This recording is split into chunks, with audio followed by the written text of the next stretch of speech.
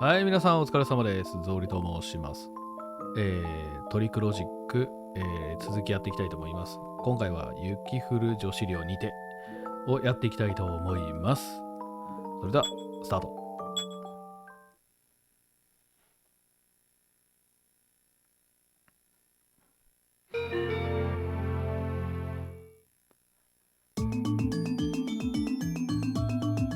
何者かによってビルの屋上から突き落とされ昏睡状態に陥った検事吉川樹。その魂は肉体を離れて冥界へ落ちてしまう。冥界に落ちた樹の魂はヤマラージャと名乗る冥界の王と出会う。ヤマは魂を現世に戻すことと引き換えにある仕事を樹に託す。その仕事とは冥界の蔵書アカシャに書かれた現世の未解決事件の記録を読み謎を解き明かすというものだった。謎解きの助っ人として冥界に召喚された事件の関係者天野司と丸の内警部と共に樹はアカシャの謎解きに挑む。一つ目の事件を解決した樹は山に問う。どんな事件の犯人もアカシャでははっきりわかるのかと。アカシャは現世の事件をもたらす記録としていて、どんな事件の犯人も必ずわかるというのが山の答えだった。これによって樹はアカシャに対して強い関心を抱くようになるのだった。2冊目のアカシャの事件にはまたしても天野司と丸の内警部が関わっていた。この事件を奇妙に思いつつも樹は事件を解決する。そして3枚目のアカシャ。山はショートヘアでジーンズの似合う女の子が好みだと言い、その女の子が出ているアカシャを用意すると樹に告げた。雪降る女子寮にてこの事件の謎を解き明かすことが吉川樹の次なる使命である。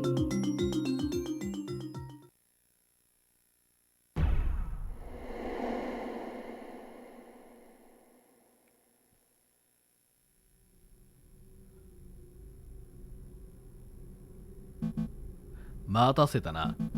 なかなかいいアカシャを見つけたぞ。約束通りショートヘアでジーンズの似合う女の子が出てくる物件だ。しかも他の登場人物も全員女の子と来た。というのもなんとこの事件の現場がどこだと思う？いやさっぱり女子寮ですよ。女子寮。秘密の花園ですよ。俺もこの仕事を長いこと続けているが、こういう事件はほんと珍しい。もうただ読んでるだけで楽しくなるっていうか、いいよね女子寮。それで今回のアカシャもあんたには解き明かせなかったわけだな。ああ無理だった。全然そういう気分になれなくてな。本当にもう殺された女の子がかわいそうでかわいそうで、そこで頭が真っ白になっちゃってさ。そう言いながら結構楽しそうだから気味が悪い。ただ残念なことに途中で目障りなやつが乱入してきてな。目障りなやつ？あいつだよ。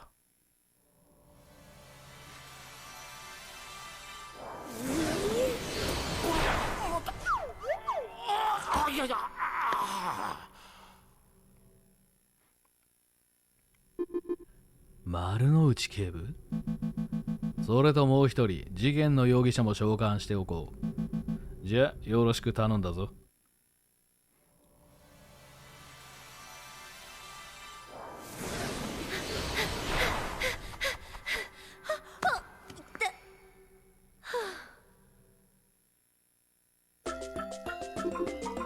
天野司、またなのか。ごめんなさい、また事件に巻き込まれてしまいました。まあ巻き込まれたものは仕方ない。二度あることは三度あると言うしな。すみません、よろしくお願いします。いいやー、今回も来てしまったようだ。すまん。大変ですね、警部も。いやいや、わしがちゃんと仕事をしていれば君に迷惑はかからないんだ。申し訳ない気持ちでいっぱいだよ。わしと一緒に呼ばれたのはまた天野司のようだね。今回の事件、どう考えても彼女は犯人じゃないとわしは思うんだが、容疑者の一人だと閻魔大王は言ってますけどね。とにかく読んでみましょうか。第1章、1月21日土曜日午後11時30分。1台のタクシーが広告層の前に止まったのは夜も深まった頃だった。先輩、あと少しですから頑張ってくださいよ。司は強引に腕をつかむと、アルコール臭に包まれた新鶴ちえみをなんとかタクシーから引っ張り出した。分かってるって、ちゃんとしてるってば、ほら。だが、酔っ払ってぐでんぐでんになったちえみの足はおぼつかなく、司が肩を貸さなければ、すぐにでもその場で倒れ込んでしまいそうだった。辺り一面に先ほどまで降っていた雪が薄く積もっている。こんなところで倒れてしまったら体が一気に冷え切ってしまうこと間違いなしだ。ほら、玄関までもう少しですから。門から玄関までわずか十数メートルの距離。扉からは暖かな明かりが漏れ出ているのに、こんなところで通しなどまっぴらごめんだ。司は必死で引っ張っていこうとしたが、なかなか前へ進まない。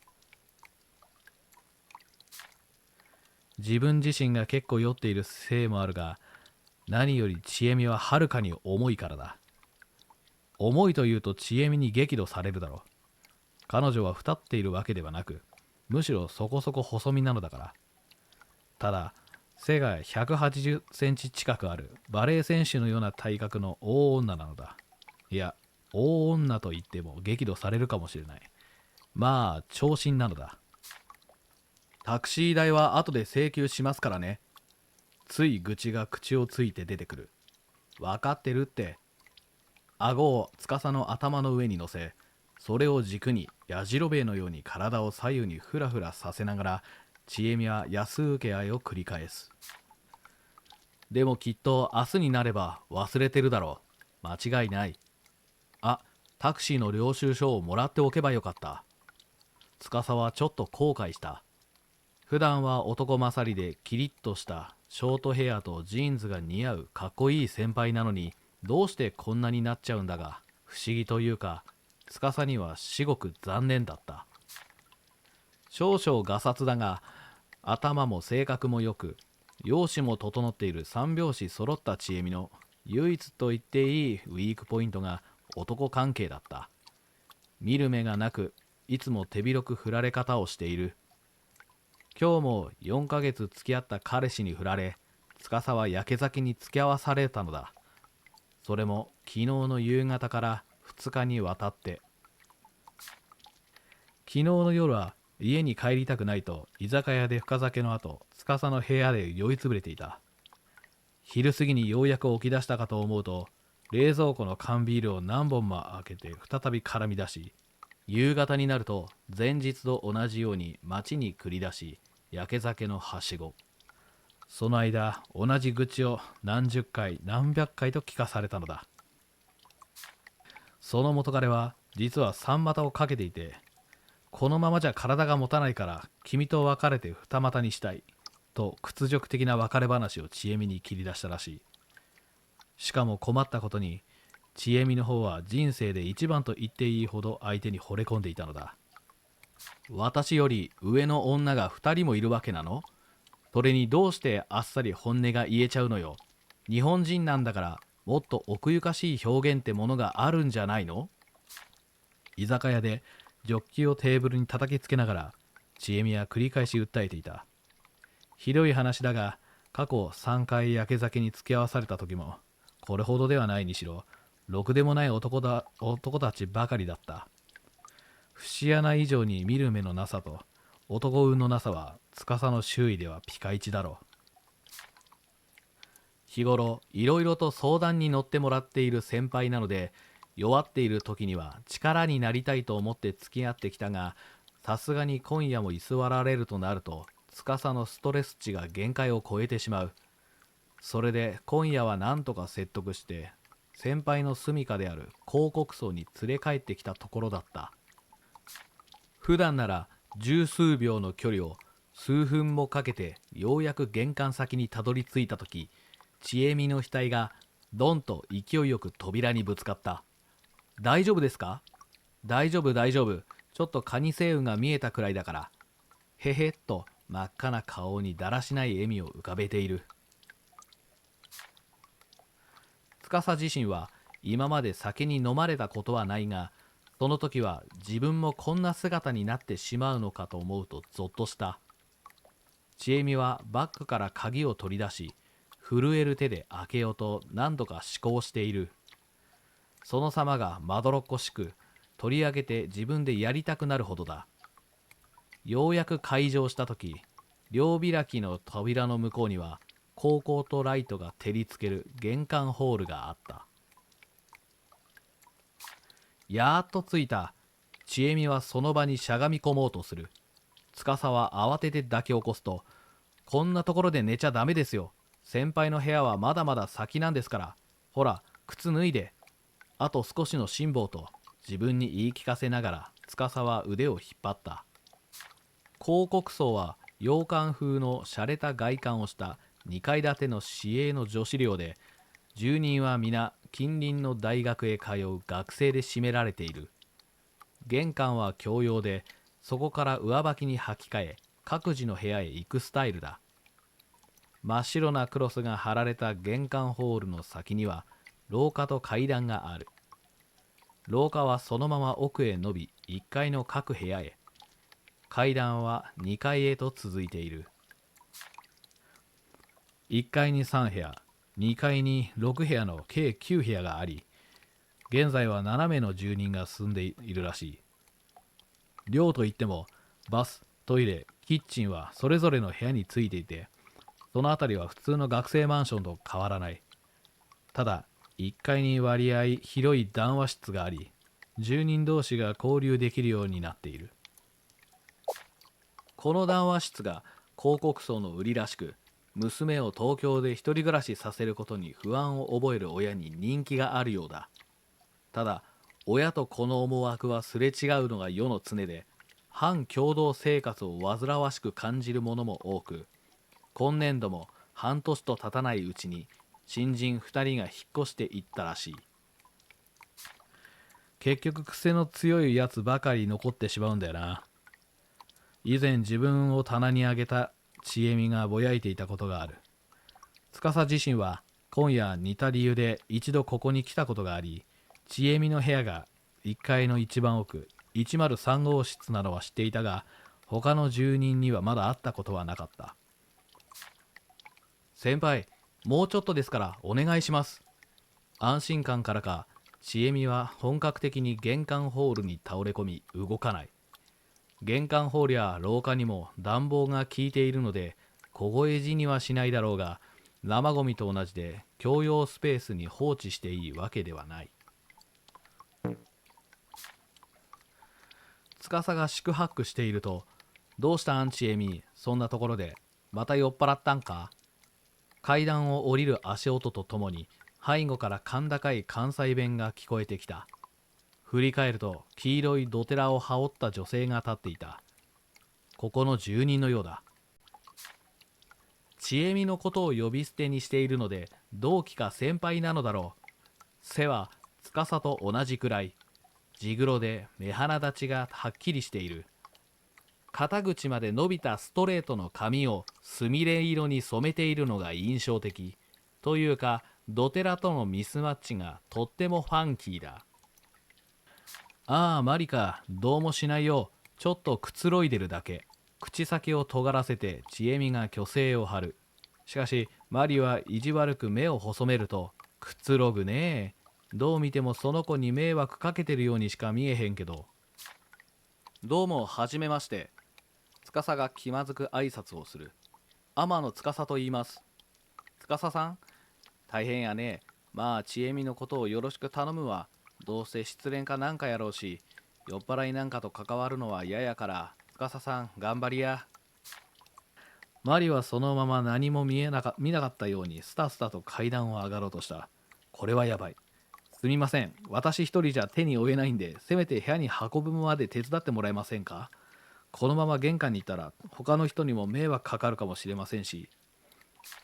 もう仕方ないな。ちえみはごっつ重いし、あんた一人やと大変かもしれん。やれやれといった感じで肩をすくめると、マリは反対側の腕は引っ張った。重いって言うな。体脂肪率ならマリの方が上だろ。それに私は全然酔ってないから、他人の手なんか借りなくても一人で歩ける。ちえみが力任せに二人の手を解いたが、次の瞬間、ふらふらと壁にもたれかかった。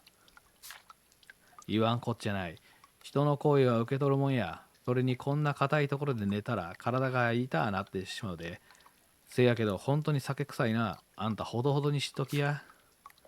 アルコール漬けになったちえみの感覚でもタイル張りの廊下の硬さは実感できたらしく、彼女はそれ以上反論せず、仕方ないな、ほれ、と偉そうに両手を前に突き出した。慣れているのか、マリは結構なご身分やな。どこぞのおひいさんか、と苦笑いしただけで、おとなしくちえみの肩を貸した。1階は一番手前の談話室から奥に101号室、102号室、そしてちえみが住む103号室へと並んでいる。談話室が過ぎ、101号室の前を差し掛かったとき、そうそう、秋にお土産があったんだ。ちえみはいきなりバッグをごそごそ探し始め、マスコット人形を取り出した。回転寿司のくじ引きで当たった巻き寿司をモチーフにしたキーホルダーだ。あの子人形とかフィギュアとか好きだったでしょ？ふらふらした足取りでドアに近づき、手荒くノックする。何してんねん。秋は今日から北海道に行ってて留守やで。そんな大きな物音立てたらみんなの迷惑やろ。慌ててマリが静止する。北海道？どうしてまたこんな時期に？確か実家は静岡のはずだろ？土産にようなぎモンブランくれたし。マリオネット部の遠征や。明日から決勝大会で旭川で開かれるんや。そうだっけ？でも電気がついてるじゃない。顔の高さあたりにはめられた不透明のガラスからは室内の明かりが漏れ出ている。電気を消していくの忘れたんやろうな。まああの子おっちょこちょいなところあるし。確かにちえみのノックにもかかわらず中からは何の反応もない。じゃあ帰ってきたら渡すとするか。ちえみが残念そうにマスコットをバッグに戻した時、玄関の扉が開いて赤いコート姿の女性が入ってきた。小麦色の肌に目鼻立ちがはっきりした顔つき、長いまつげと濃いアイシャドウで目元がより強調されている。金メッシュの髪には軽くウェーブがかかっていた。彼女はモデルようにスラッと伸びた足を曲げてブーツを脱ぐと、あらどうしたんですかこんなところで。すごいフラフラですけど、ちえみさんまた失恋したんですか？鋭いな。焼け酒浴びてそこの後輩さんに送ってきてもらったんや。代わりにマリが説明する。うーんと彼女は手癖のように柔らかそうな髪をかき上げた。ゲロとか吐かないでくださいね。後始末が大変ですから。分かってるよ。相変わらず口うるさいやつだな。忍はここの美観委員やからな。勝手に命名しないでください。ろくに掃除もしないマリさんたちが異常なだけですよ。あ、それよりこの談話室はどういうことなんですか？また宴会した後そのままにして。突然忍が怒り混じりの悲鳴を上げる。談話室は2階部屋分ほどの広さにテーブルやソファ、テレビなどが並んでいて、住人全員がくつげるようになっているのだが、木目調のテーブルの上には菓子袋や酒瓶、グラスなどが見るも無残に散乱していた。昨日の夜、秋の壮行会をパーッとやったんや。マリオネット部の決勝大会が明日から北海道であるからな。言うても参加したのは秋以外には私と吉野だけやけど、昨日の夜はその3人くらいしかおらんかったし、まったく彼氏持ちは羨ましいわ。そういえば2ヶ月前に関東大会で優勝したとか喜んでましたね。決勝は明日からだったんですか？さすがにさやかは参加しなかったようですね。同情的な口調だったので、司が不思議そうに思っていると、マリが説明してくれた。さやかという住人は、バルディリス女子大学のマリオネット部に所属していて、秋のルーフォード女子大学と関東代表の座を争っていたらしい。結果、秋の大学が優勝して決勝大会への切符を手にしたわけだが、さやかの悔しがり方は半端ではなかった。直後に行われた祝勝会に一人だけ参加しなかったのはともかく、その後10日となるべく秋と顔を合わせられないように広告放送の中でもこそこそ逃げ回っていたらしい。さすがに時間とともに吹っ切れたのか、自分の分まで頑張れと応援するようになったらしいが、ちょっと待ってください。壮行会があったのが昨日の夜なら、今日一日何をしてたんですか？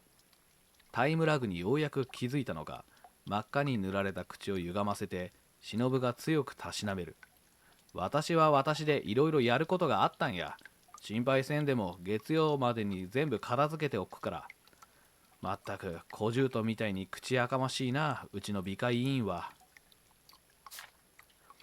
週に2度、月曜日と木曜日に管理人のおばさんが掃除にやってくるという。その時にあまりにひどいと小言を食らうらしい。今の学生さんはガサツで困ったものだ。それに引き換え昔の住人はなんとかなんとか。それに3人と言ってましたけど、グラスは倍あるじゃないですか。また途中ですすぐのがめんどくさがって新しいのを使ったんですね。ほんとだらしない。どうもビールから日本酒に切り替わるとき別のグラスを下ろしたようで、それを忍が怒っている。ちえみもよくやることなので耳が痛い。どうせ片付けるんやからいくつ使ってもええやんか。ほんまあんた卒業したらここの管理人になった方がええよ。適任やで。うんざりした顔でマリが愚痴ると、忍は眉一つ動かさず、それよりマリさんがやればいいじゃないですか。就活にも失敗したことだし。私は再来年に大学院に行くからええんや。今年は留年するけどな。学校は私の才能を惜しがってるんや。それを言うたらあんたやて。痛いところを突かれたのか早口でまくし立てるマリ。それを遮るように忍は冷静な口調で廊下の奥を指さした。ちょっとあの人は放っておいていいんですか？人差し指の先には103号室の扉の前で頭を下にして崩れている千恵美の姿があった。柔道で巴投げを食らったような格好だ。二人が言い争いをしている間に部屋の前まで自力でたどり着いたはいいが、そのまま力尽きてしまったのだろう。二人に気を取られていて、司もすっかり忘れていた。慌てて駆け寄ると、開けてと死にそうな声で鍵を差し出す。仕方なく部屋のドアを開けて、遅れてやってきたマリと一緒にベッドまで運んでやった。ほんま難儀やな。でも千恵美もええ後輩いてよかったで。そんな私なんか、マリさんの方がいつも一緒で大変なんでしょ？今日はお騒がせして申し訳ありませんでした。司が何度も頭を下げていると、それよりあいつまたやらかしとるで。振り返ると千恵美がいつまにかベランダに出ている。空を見上げて月はいずこ、星はいずことつぶやいていた。おそらく冷蔵庫から取り出したのだろう。右手には缶ビールが握られている。顔はうつろで、本能だけで酒を求めるのかように。ここまで来るともうただの野獣だ。何やってるんですか？油断も隙もないんだから。本当に死んじゃいますよ、先輩。今夜はもうおとなしく寝てください。傘を当てて缶ビールを取り上げた。窓を閉め、ベッドに寝かしつける。まあ、頑張りや。苦笑するマリの後ろ姿に礼を言った後、じゃあ、私も帰りますから。司がバッグを手に取った時、強い力でいきなり手首をつかまれた。頼む、今日は一緒にいてくれ。一人だと寂しくて手首を切ってしまうかも。目をうるうるさせ、いきなり弱気な言葉を口にされた。まさか本当にリストカットすることはないとは思うが、小動物のような表情を見ると無下に断れない。千恵美にはこれでもう繊細で寂しがり屋な部分があるのを司はよく知っている。わかりました。その代わり昼までですよ。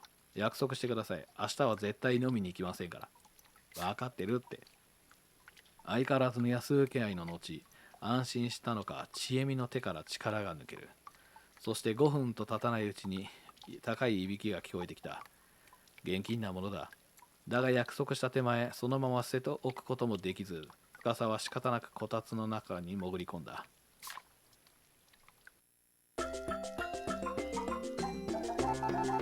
なんで3回もこんなところに来なくちゃいけないんだろう。絶対丸の内警部が犯人を捕まえられないから悪いんですよ。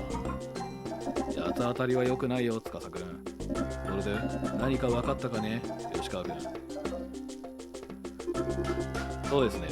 分かったことといえば、司君がやけ酒に付き合わされ、先輩の部屋でこたつで高いいびきをかいて寝ていたことですか。違います。高いいびきをかいたのは先輩の方です。そうだったかな。もっと事件に関係するところ読んでくださいよ。と言ってもまだ事件は起きてないからな。ひとまず今まで赤社に出てきたことをまとめてみようか。まずは登場人物だ。司君の先輩であり彼氏に振られて荒れている新鶴千恵。黄色いドテラとすみれ色の髪がミスマッチな関西弁の、上条真理。小麦色の肌に鼻目立ちがはっきりした顔つきの田子倉忍。名前だけ出てきたのも何人かいたな。広告層の住人はみんな都内の大学生だそうです。次に広告層の間取りだが、住人の部屋は1階に3部屋、2階に6部屋の合計9部屋、それと1階に広い談話室があったんだな。はい。こういう交流の場が広告層の売りだったみたいなんですが、一方で反共同生活を煩わしく感じ引っ越していった人もいたようだね。2人だったかな。それと現在の広告層の住人の数は7人。広告層の部屋の数は9部屋で住んでいるのは7人か。そこに私が加わって登場人物は全部で8人。わしも後で出てくるぞ。事件を解決できない刑事なんて出てきてもしょうがないでしょうないですけどね。失礼な司君、君ね。喧嘩は静かにやってくれないか。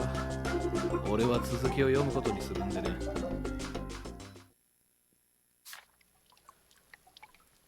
第2章、1月22日日曜日午前7時。その日は明け方から朝にかけて今年一番の冷え込みとなり、6時を過ぎたあたりから再び雪がちらつき始めていた。司が目を覚ました時、時計の針は朝の7時を少し回っていた。室内がぼんやりと明るい。いや、目が覚めたというより無理やり起こされたと言った方が正しいだろう。豪快な千恵美のいびきによって。眠りが浅かったのか、まだ頭がぼーっとしている。だが二度寝しようにもいびきが気になって眠れそうにない。当の千恵美は昨日散々愚痴って泥酔した人間と同じとは思えないほど幸せそうな寝顔を見せていた。どんな夢を見ているのかは知らないが、寝顔が意外と可愛かったので、司は無理に起こす気になれなかった。昼までの辛抱よ。今日は何があっても絶対に帰るんだから。改めて決心し、大きな深呼吸をしたとき、司は室内にアルコール臭が充満していることに気がついた。昨日は部屋で飲んでいないのに。一瞬不思議に思ったが、すぐに原因が分かった。昨夜千恵美から取り上げた缶ビールが倒れてこぼれていたのだ。昨夜司もそこそこ飲んでいたので、中身を捨てるのを忘れ、こたつの上に置きっぱなしにしていたのだ。大失敗だ。司はため息を吐きながら立ち上がると、流し台にかかっていた雑巾でカーペットを水拭きした。水道の水が刺さるほど冷たく、膀胱を刺されるような惨めな気分になる。換気のためにサッシ窓を開けようとしたが、酸が凍っているらしくなかなか開かない。両手で引っ張ってなんとか窓を開けると、爽やかな空気が中に入り込んできた。外は曇り空。ちらほら雪が舞っていて、気温はかなり低い。当然吹き込む風も暖気を奪う冷たいものだったが、アルコール蒸しの状態よりはるかにいい。ベランダの外は1メートルもない場所にビルの側面が迫っている。門から玄関まではそれなりの距離があり、都心にもかかわらずゆったりとした立地かと思っていたが、横は意外とカツカツのようだ。視界はすべてビルの灰色の側面に遮られて、日当たりも眺めも最悪だ。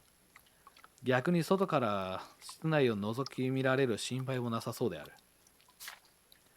しばらくは窓を開けたままにしていると、温度の変化を敏感に感じたのか、ちえみはいびきを止め、と一つうねった後、掛け布団を頭までかぶった。そしていびきを再開する。なんだかな、私の方が誰かに愚痴りたいくらいよ。今晩、陽子に付き合ってもらおうかな。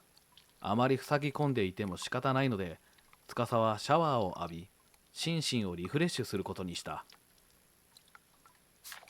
湯上がりで人心地ついた後、テレビをつける。やっていたのは7時台のニュースで、殺人事件の続報やコンビニ強盗の話題など、朝っぱらから見たくもない殺伐とした画面ばかりが続いている。再びうんざりして勝手に冷蔵庫を漁り、トーストと目玉焼きを作ることにした。卵は最後の1個だったが、この2日間の貢献度を考えると、それくらいの権利はあるはずだ。いや、文句は言わせない。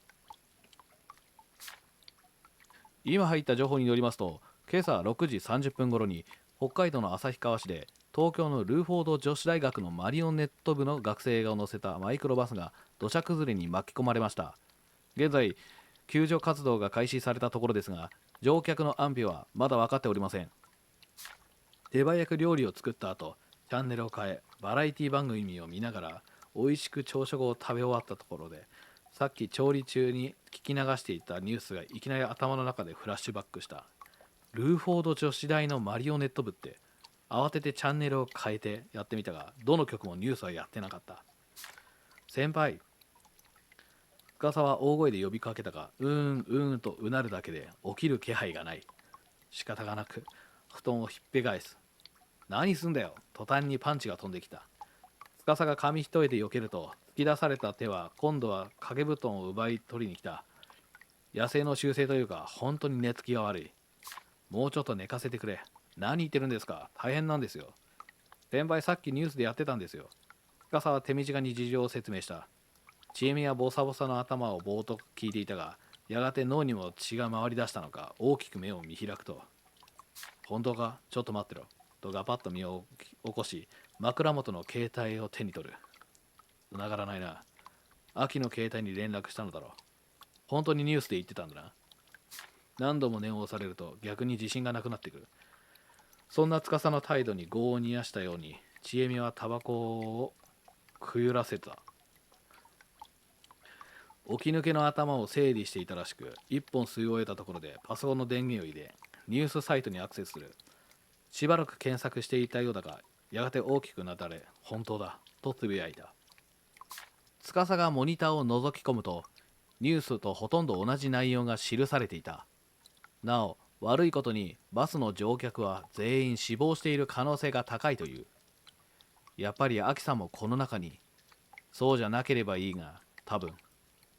ちえみは言葉少なにジャージに着替えると、ちょっとみんなに知らせてくると部屋を出て行こうとする。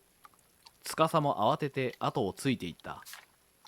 階段を上り、201号室から順に知らせていく。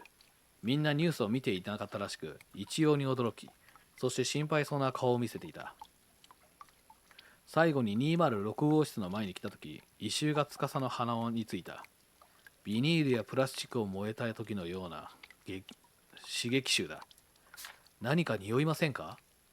司は尋ねると、確かにとちえみもうなずく。この部屋からか。ちえみは何度もノックしたが、返事はない。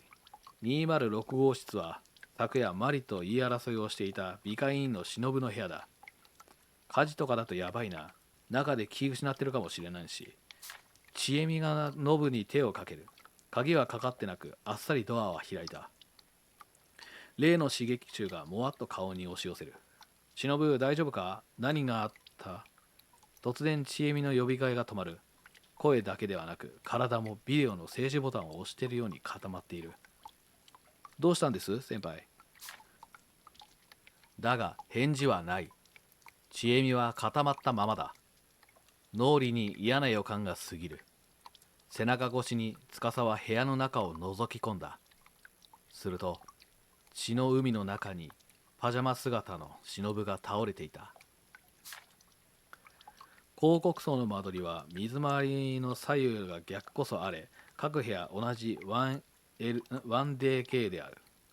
ただ2つの部屋の境にドアなど仕切りはなく、見た目は縦長の LDK と取れなくもない。ダイニングキッチンは玄関入ってすぐ、バストイレもダイニングキッチンと壁を接している。奥の部屋は正面にベランダがあり、左手にクローゼットがある。ちえみの部屋が染みついたのか、こたつや無骨なブラウン管テレビ、金属管がむき出しのスチールラック、カーペットの上に直に積み重ねられた雑誌などごちゃごちゃしていて、無さい男の部屋と見間違えそうなのに比べて、真上にある忍の部屋はガラステーブルや小型の液晶テレビと小物が均等に並べられて、華奢なラックなどが小綺麗に配置されている。同じ女の部屋とは思えないほどだ。まあ司もどちらかといえば知恵み寄りなので、他人のことはうるさくは言えないが、キッチンも同じで、酒瓶や米袋、レトルト食品の箱が乱雑に放置されて、巨大な置物と化している某 C 先輩と違って、全てが過不足なく収納されており、床の板敷きの露出面積が K と DK くらい大きく違っている。その広々としたダイニングキッチンで、玄関に頭を向けて忍がうつ伏せで倒れていたのだ。背中には出刃包丁がまがまがしく突き刺さっている。忍はレモン色のパジャマに素足という格好で、湯上がりだったのか髪を上でまとめていた。顔から血の気が全く失せていて、その亡くなった血は彼女の体の周囲に流れ出て小さな池を作っている。殺されてから時間が経っているせいか、血はすでに乾いていた。忍の死体はうつ伏せの姿勢で、右手を前に伸ばし人差し指を突き出していた。その腕を伝うように血が前方へ流れ出ている。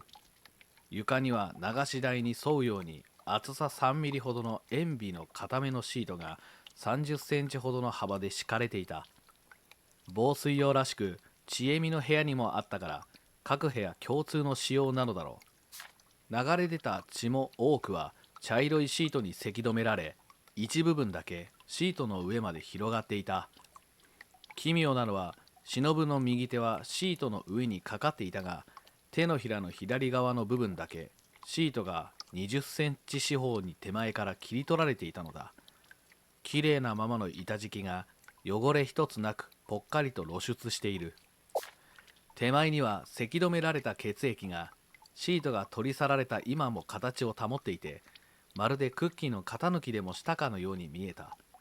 そのため板敷きの艶やかさが余計に目立っている。あちゃー、いつかは起こると思ってたけど、よりによって秋がこんな時に起きるなんて。気がつくとちえみは額に手を当てて頭を抱え込んでいる。その反応が秋の時と違って深刻さが不足していることが司は気づいた。死体を発見した時との落差が激しい。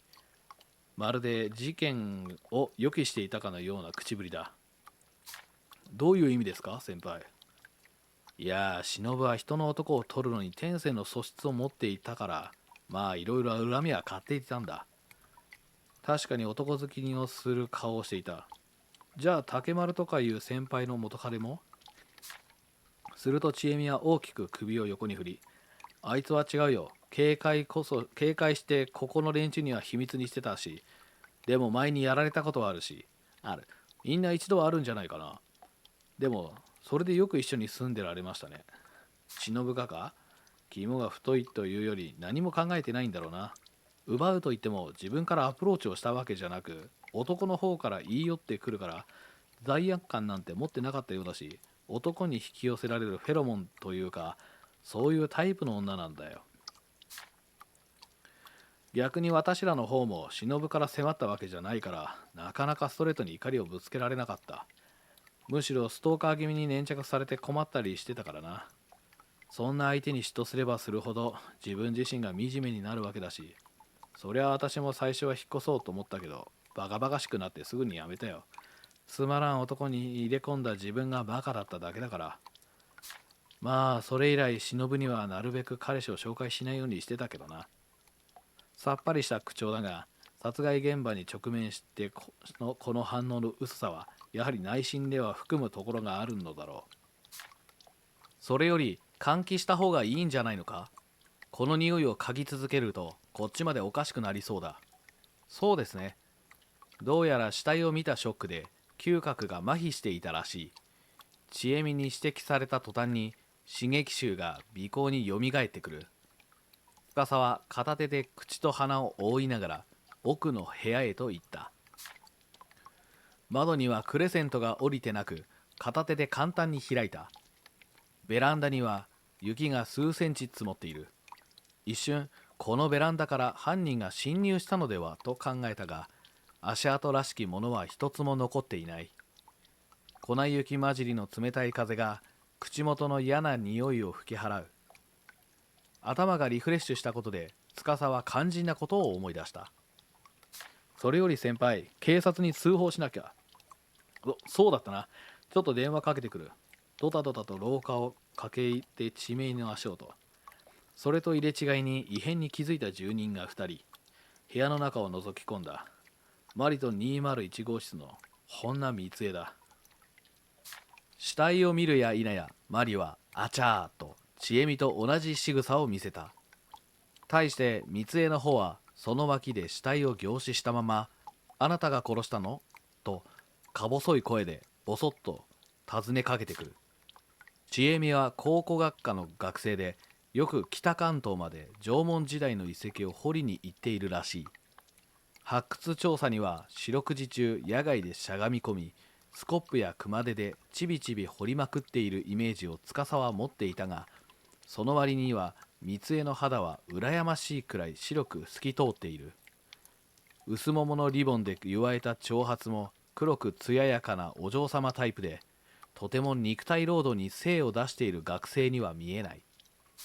彼女は表情を顔に出さないタイプのようで、先ほど秋の秘宝を聞いた時も、そう幸せと不幸はいつも隣り合わせねと抑揚のない声でつぶやいただけだった。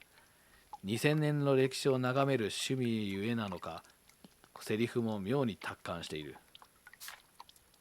そんな三江に水晶のような澄んだ瞳を向けられ、犯人と疑われたので、違いますよと司は慌てて否定した。必死なあまり思わず声高になる。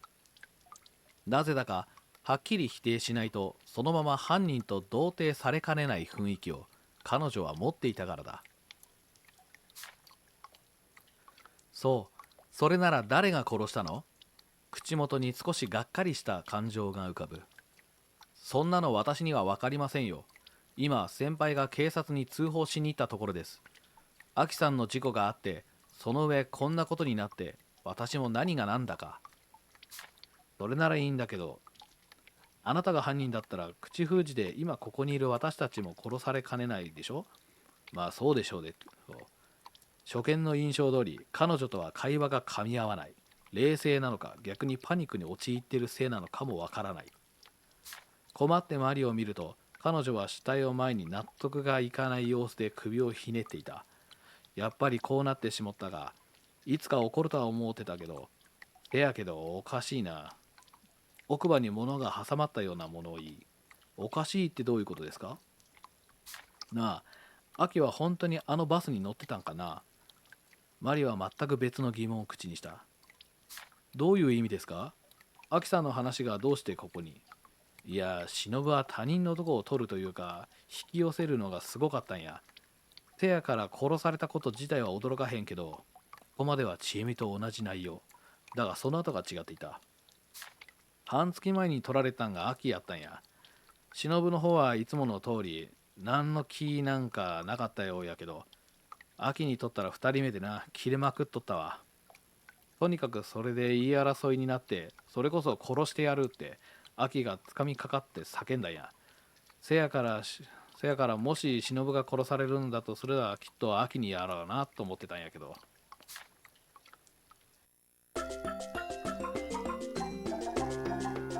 ようやく事件発生か。君と君の先輩が第一発見者のようだな。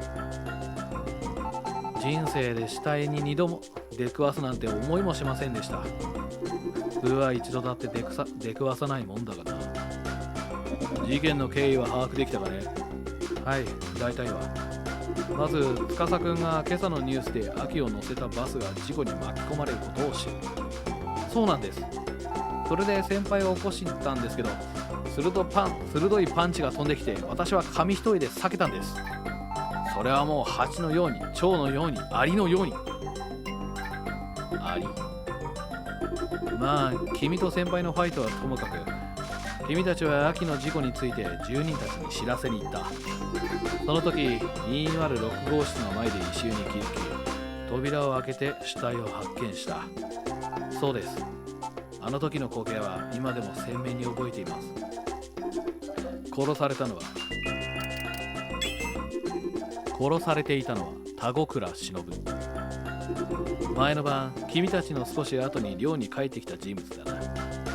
はい、生前は人目を引く綺麗な人だったんですけど、見る影もなかったんです。被害者の忍は男性に言い寄られることが多かったらしいな。寮の住人とも何度か男関係のトラブルがあったらしく、寮の中でもよく思われなかった。はい。でも恨まれていたとはいえ、あんなむごたらしい死に方は。君が見た被害者の状況は確かうつ伏せで背中に被害者はうつ伏せで背中に出刃包丁が刺さっていたんだな。そうです。その状態で玄関に頭を向けて倒れていたんです。それと現場の状況で奇妙な点があったな。被害者の右手がキッチン用のシートの上にかかっていて、そのシートの一部が切り取られていた。この事件の特徴的なところだね。果たしてその切り取られたシートが何を意味するものなのか、先を読むことにしよう。はい、とりあえず長くなったんで一旦この場で締めたいと思います。それではまた。